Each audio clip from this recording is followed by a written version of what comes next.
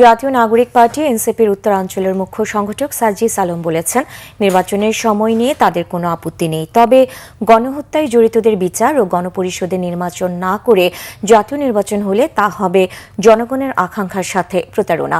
বিকালে মৌলভীবাজার শহরের একটি রেস্টুরেন্টে এনসিপি জেলা ও উপজেলা কমিটি সমন্বয় সভা শেষে তিনি কথা বলেন।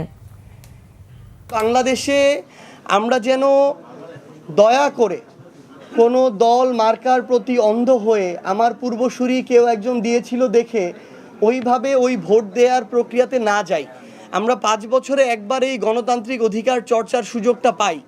এখানে যদি আমি এই বিভিন্ন কোরাম, আগের অভ্যস্ততা বা পারিবারিক লেগেসি এই জায়গা থেকে আমি এই অধিকারের প্রয়োগের জায়গাটাতে বায়াসড হয়ে যাই এবং তুলনামূলক অযোগ্য একজন মানুষকে আমি আমার ভোটটা দেই, তাহলে দিন শেষে পরের 5 বছর আমি তাদের থেকে ভালো কিছু আশা করতে পারি না। আইনগত ভিত্তি শক্ত হওয়ার জন্য যে গণপরিষদের নির্বাচন, একই সাথে নির্বাচন উইথ গণপরিষদ, এই গণপরিষদ নির্বাচনটা যদি না হয়, এত বড় যে একটা গণহত্যা হলো, এটার যদি আমরা ন্যূনতম বিচারিক প্রক্রিয়ার দৃশ্যমান রায় আমরা না দেখতে পাই, তাহলে আপনি যেই সময়সীমায় বলেন না কেন, সেই সময়সীমা এটা জনগণের আকাঙ্ক্ষার সাথে প্রতারণা।